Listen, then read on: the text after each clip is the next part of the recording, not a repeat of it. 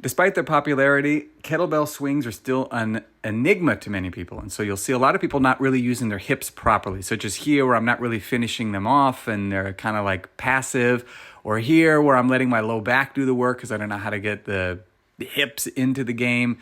Another thing you'll very commonly see, and maybe even do, is elevating with the shoulders. So people kind of think it's this sort of shrug sort of a thing, or similarly, it's not uncommon to see a little bit of like a front raise where they're just not using their hips at all. They're just sort of standing up and lifting the bell with the hands.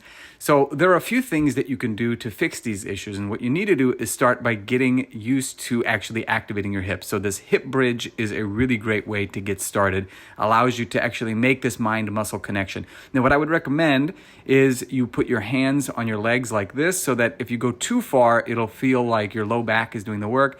If you don't do enough and you've got this sort of space in between your hand here, you can tell that you're not actually extending your hips enough. So when you remove the space in between your forearm and your thigh, you'll know that you're in the right position. Simply hold this and you'll be good to go. Now, the next thing is going to be the abs. You want to make sure that your abs are getting into the game.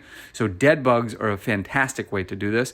Simply going to move the opposite arm and leg down while making sure that you keep your low back pressed into the ground. If you're having a hard time with the coordination, you can simply touch the opposite hand to the opposite shin as you do this. Similarly, you can bend your knees if it's a little bit too difficult to do this without feeling it in your low back. All of that stuff works perfectly fine. These are going to help you to fire up the glutes and the abs respectively.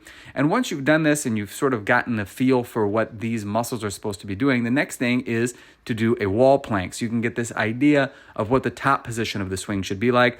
After that, go back, replicate these sensations in your swing itself, and I think you're going to find it's going to be a lot stronger, a lot snappier, a lot more powerful, and a lot more fun. So give this a shot. Let me know how you like it. And as always, have fun and happy training.